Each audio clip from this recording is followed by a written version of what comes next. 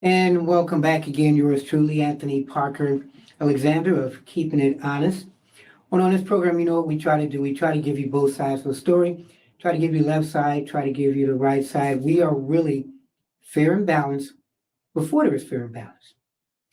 Little bio on yours truly, been doing broadcasting for a couple of decades. I was in mainstream media and got out of it because I found out the news was slanted and it wasn't giving you both sides of the story. It was only giving you the one side.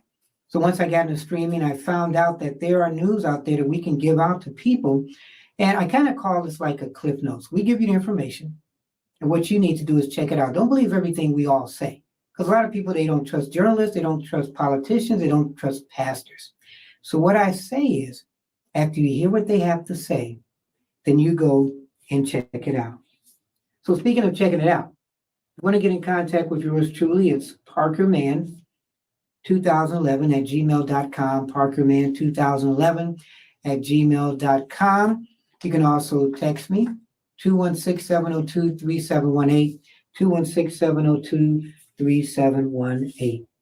And like I said, I've been doing this for a little bit of time, and I've been honored and blessed to interview a lot of politicians or up and coming politicians to get their stories out. So, my background again, I ran for Congress recently. So, I can tell you the ins and outs of political endeavors. And when there's somebody out there that's true to their soul, you want to get to know them because really it's not all about what they can do to policies, it's who they are as a person. We can take, for example, Joe Biden and his things that are going on. There are a lot of things that people may like about him, but because of the scandals now, does that make him a better or less president? We're going to talk about that in a future show. So today I am honored. I've had mayors on the show, I've had governors on the show, I've had people that were running for president on the show, and today is no exception. We're going to be talking straight politics with this person and also the things that are happening in the world today. So sit back, relax, and enjoy as we present real soon, coming up after this, one of the people who are running to be president of the United States. I'm Anthony Parker Alexander, and we are keeping it honest.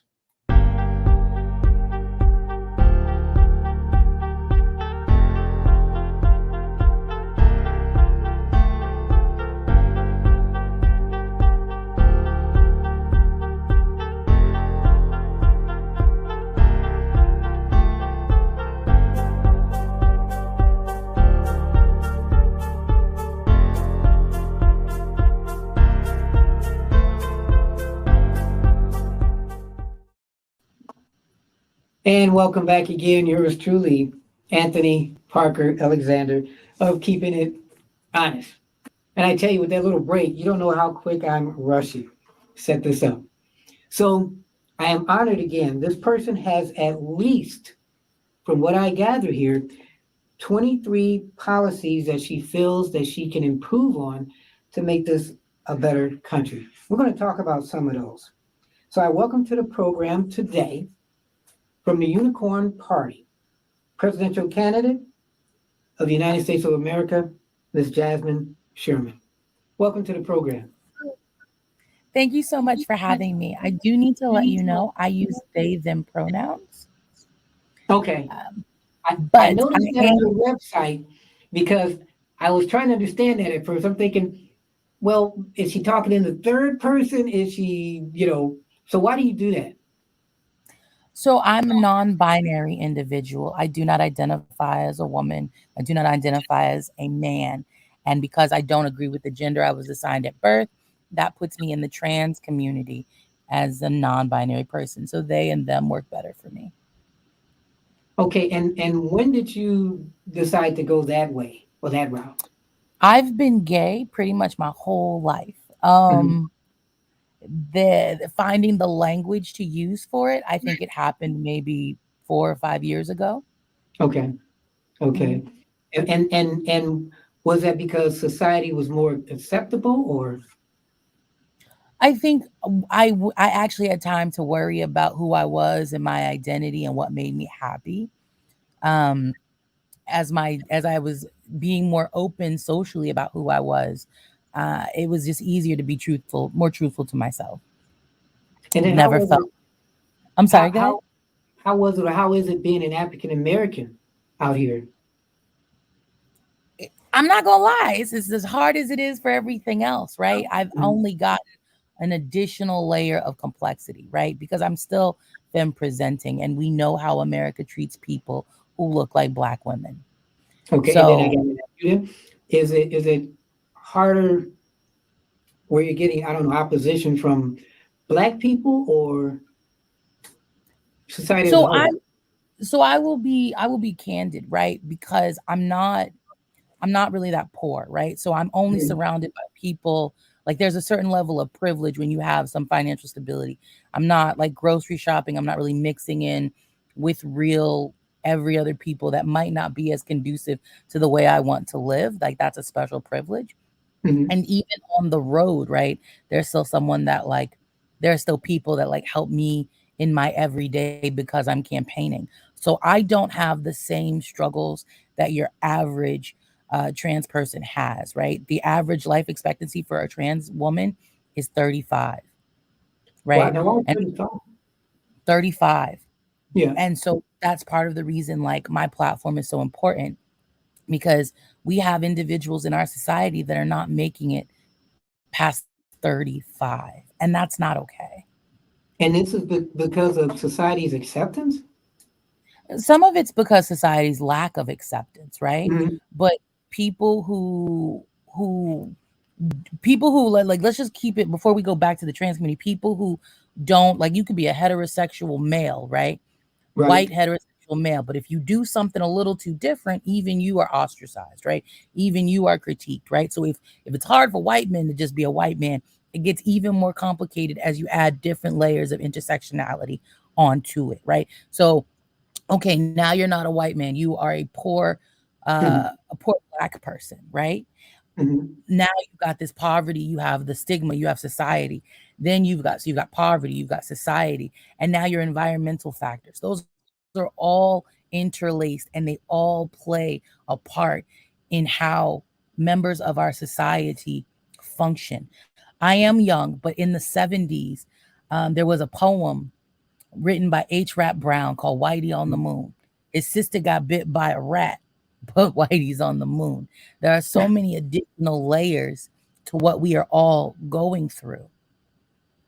And And so so, and when, I'm sorry about that. When the one guy, I can't remember his name, Pete, what's his name? The one who ran for president a couple years ago.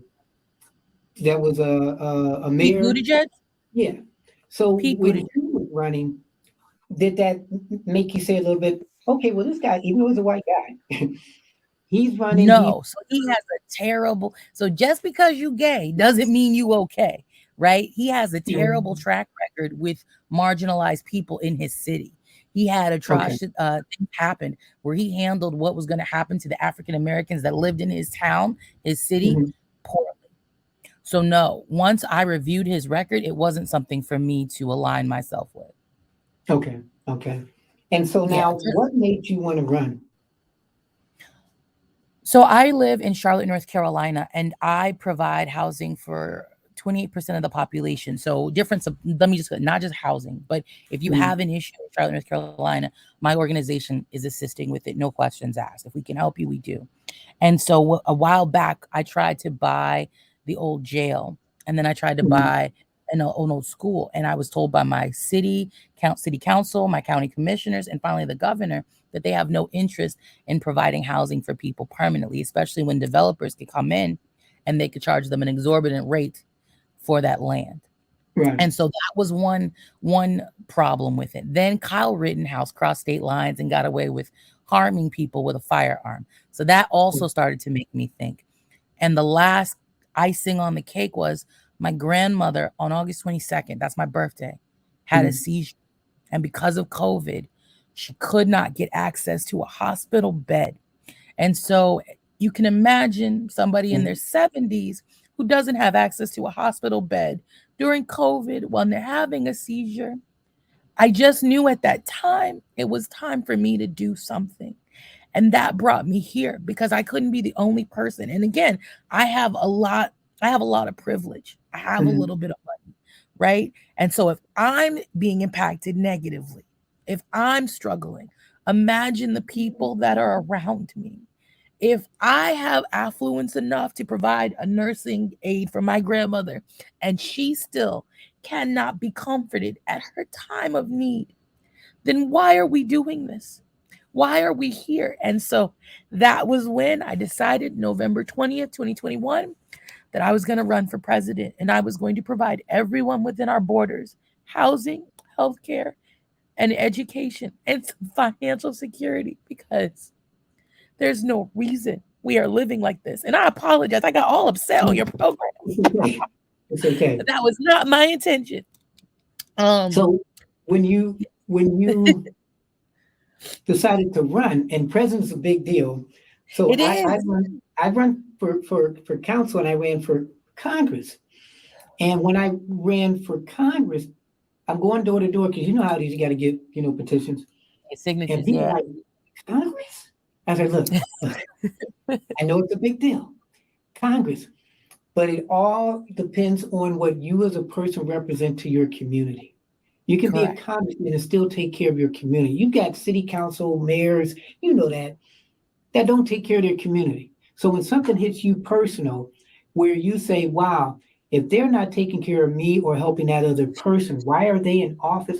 I have told people, get out. I tell people, we talk about the people who are in office, and I say, you know what, if you don't like who's in office, then vote them out or run yourself.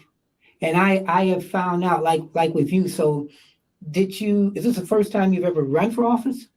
So, yes, this is the first time I formally ran for office. There was a city council seat that, like, my name got put into the hat for running, but I wasn't a Democrat.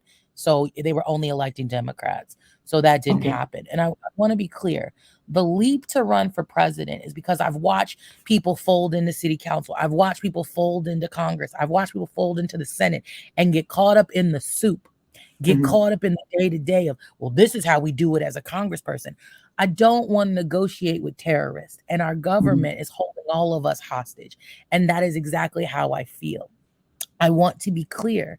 The way that I'm running my campaign, the way that I would plan to run my presidency is very similar to FDR. He did not have a Congress or Senate that worked with him. He didn't have a Supreme Court that worked with him. He was going to abolish the Supreme Court, actually. Wow. But I plan to use executive orders because we all know what is wrong with our country. We all have an idea. Even the people who went out and showed their ass on January 6th are Mhm. unhappy with the way this country is being run. So when you And said executive so, order, oh, sorry, go ahead. no, no, go ahead. Please, please. When This you is your said show. I'm executive here. I'm a order, guest. now, but I want you to finish your point though. When you said executive order, let's go back to the student aid, where they said pretty much Biden could have made an executive order. And to me, if you're president, can you executive order Mhm. literally anything and everything? So, yes, legally you can. Like, you can't executive order to harm people, right? But Right, right. anything you write becomes law. What happens is Congress is then left with the opportunity to sue you to undo what you have done. And Mhm. I want to be clear. We understand that Congress is going to sue us, but we will be overwhelming the court because Mhm. we can do that. We are a generation that can be more strategic because we understand the timeline for things and how they work. So, for example, if people are paying attention, Roe versus Wade got overturned, and at the Right. same time, before that, student loans were something that was promised to everybody, right? And you can see the length of time between when he wrote that executive order for student loans and when they finally was like, no, we're not doing that. And then if anybody else is paying attention, he wrote a second executive order with a different thing. And this is why I said Joe Biden is trash, because he could have taken care of everybody's needs with one swoop of the pen. But instead, he keeps playing like, what are the crumbs that I can throw out? What are the crumbs I could throw out and get away with? And so people are like, well, okay, well, I couldn't get that piece of crumb, but what about this piece of crumb? Just because we are so fiscally, We're poor. We're all so fiscally hurting. We will take any kind of scraps. And at the end of the day, that doesn't help the majority of younger people who need that stability, who are trying to get started. And so it is really about how you write the executive order, how you make that stick. But we plan to overwhelm them. We plan, like at this current moment, you read that there's 23 policies. Those 23 policies are about 3,000 executive orders to make them all work. Wow. So with this, because I'd heard Trump say, you know what, I'm going to executive order some of the things that Biden did. Biden got in, he executive ordered some of the things that Trump did. So you think about this Correct. and how much of this, because we put these people in office no matter what. And sometimes I say we get what we deserve. Because like I said, if you don't like these people, and I give people an example. So let's say I there's don't, 10 people. Go ahead. that's hard because poor people.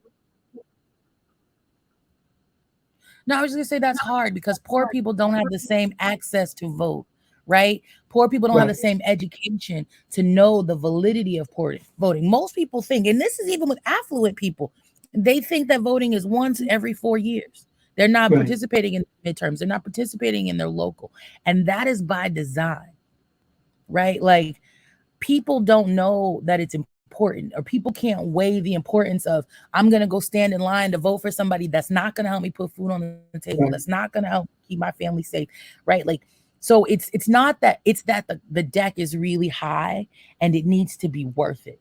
This will be the first election where people will be able to decide if they pay rent anymore, right? Voting Mhm. for me. This will be the first election people are able to see someone under 40 who is like, yeah, it's too dang hard out here for people under 40, right? Mhm. There's nobody advocating for that giant block of people. That generation where they're talking about they don't vote, they don't show up, they don't Right. participate. They're not talking about millennials and they're not talking about Gen Z. They're talking about boomers and Gen X, the silent generation. They Right. are the people we have the data on. They are the people that led us here. So my thing is, even with mainstream media, if people say they don't like mainstream media, I mean, you've got the internet, you've got TikTok. Yes. Okay. My thing was with Obama, and he had that wave of people, the young people. Where are some Mhm. of those people right now who might be in their 30s, maybe early 40s? Where are those Those are the people at? millennials. Huh? We're running for office. We're running for office. That's me. That is my age range. I'm 37. I'll be 38. But you We say you are don't doing see, what we're supposed. and you say you I'm don't see a sorry. lot of people like you out there that are young and No, trying to help change this no, I country. do. Okay. No, I do. The problem isn't coming from people in my age range. It's the people that didn't vote. It's the people that hurt the education system. Again, that falls on generations that came before us. I'm only 37, right? Mhm. Joe Biden has been in office my entire life. Right. His bad Right. behavior, Clarence Thomas's bad behavior, that is not on the millennials. That is on the people that birthed us, because those are the people that created and allowed those individuals to flourish unchecked, untapped. So then let's go to the Supreme Court a little bit. With the recent rulings and everything, how Yes. is this world going to turn if things are getting reversed and African Americans, the older ones, feel like they're going back to the 60s? Yeah, we have to overwhelm. It is going to require that we, the younger generation, step it up and pull our grandparents and our parents in the right direction. And if they are unwilling to go in that correct direction, then we have to leave them behind and still do what we have to do, right? This is a race for our lives. The climate is impacted. So, what I would do when I'm elected is expand the Supreme Court immediately So you with expanded, okay. additional maybe two more jurors to make sure that my I would have to expand it. I got to get my legislation in, but I also need to do executive orders for an age cap and term limits so we can trigger new elections. So that some of that dead weight, those old bad practices get to go.